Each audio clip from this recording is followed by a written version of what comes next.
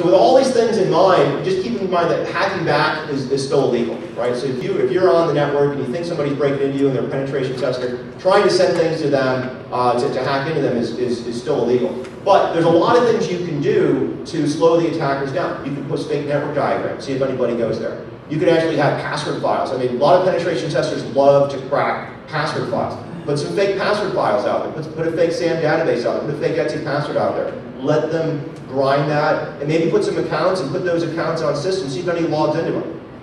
Have all that built into your SIM so that if it ever does happen, you get a really good alert. Hey, somebody logged in with a known bank, honeypot type of user account. There's a lot of things you could definitely do here. The zip bombs. If you think you have a service that's hosting files and you want to see an attacker comes in and they're downloading, Word documents or things off your FTP server, why not put some compressed files in there that when you uncompress them, it takes up a lot of disk space. Now, if an attacker is doing that on a system that you've compromised, and also they're creating these 1 terabyte, 2 terabyte files, that's going to show up pretty quickly. So there's a lot of things you could do.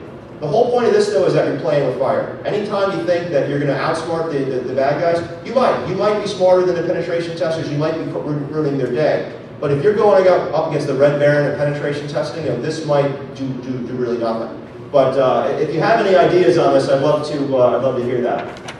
So finally, just kind of bringing this to a conclusion, if you've got this approach for putting all these sort of secret ways to going out and finding the penetration testers and whatnot, how do you justify this within your organization? If you're being audited for PCI, do you really need to tell your PCI or QSA guy about all these defenses when they're asking about, hey, what do you do for firewalls?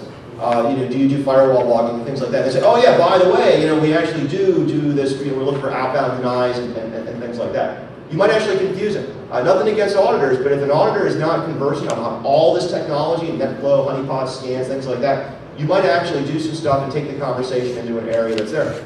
But then the thing that I worry about is they might out you. If you're in a situation with FISMA or some sort of policy, and internally your organization needs to show a win for the penetration tester, you might be doing really good type of defenses, but they might give the penetration tester too much. So if you tell the auditors about this, if you're really public with your management about how you're doing this type of defense, then it's going to be something that could be used against you in the long term.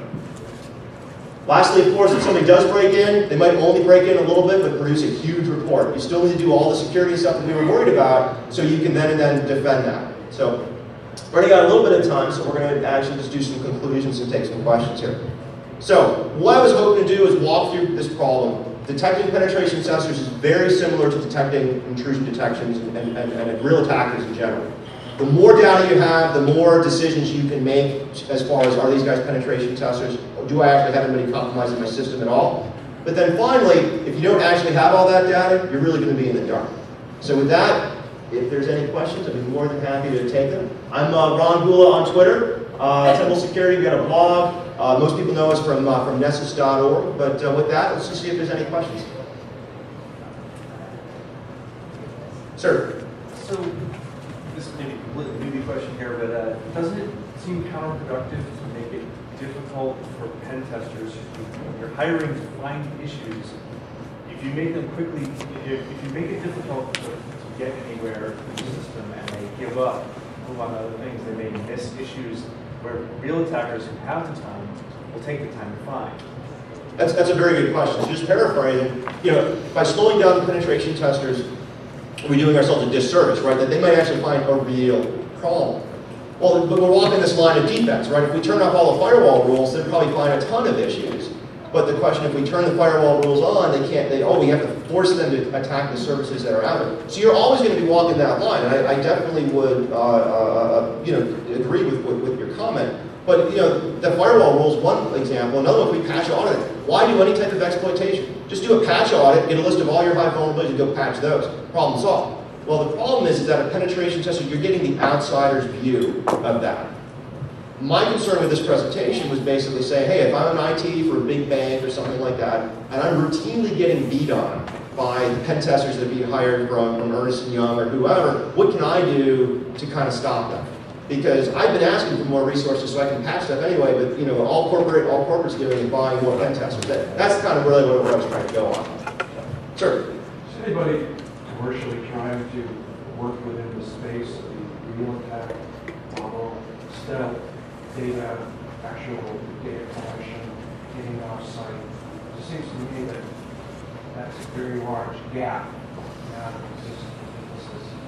Because pen testing doesn't cover, it's actually right. So if I could just paraphrase that a bit. So the question was, is there anybody who's working on the full analysis, right? Taking the data, exfiltrate, taking it offsite, see what's going on. And I think the rise of the quote-unquote advanced persistent threat is getting a whole bunch of people who are really smart looking at the problem of how do you really detect compromises, how do you really detect trojans, how do you really detect exfiltration of data. None of that's new, but the techniques are there's so many vulnerabilities these days, there's so many techniques to exfiltrate the data, and there's so many different types of targets and ways to go after. There's definitely a lot of people out there doing that kind of stuff.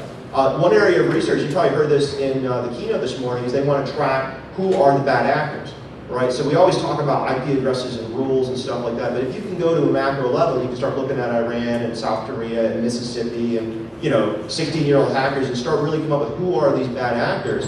Then you can really start going out after those guys and not so much worried about defending everything. So that's another point of the talk is, the more you can close things down, the less you have to defend everything, so to speak. So maybe one more question? Or no more. Anytime the speaker says one more question, that's the last question, right? So, Carol.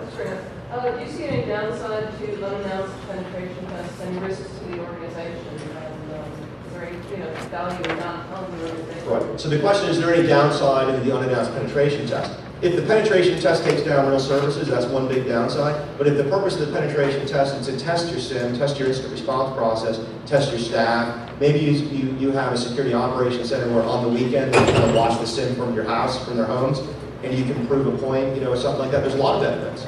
The more transparent you are with the penetration test techniques, it's really rough. When I was at the NSA, we had to give a list of all the exploits we would use before we actually went there. I mean, talk about handicapping, but we would still get in, which was kind of interesting. So that was just back in the day.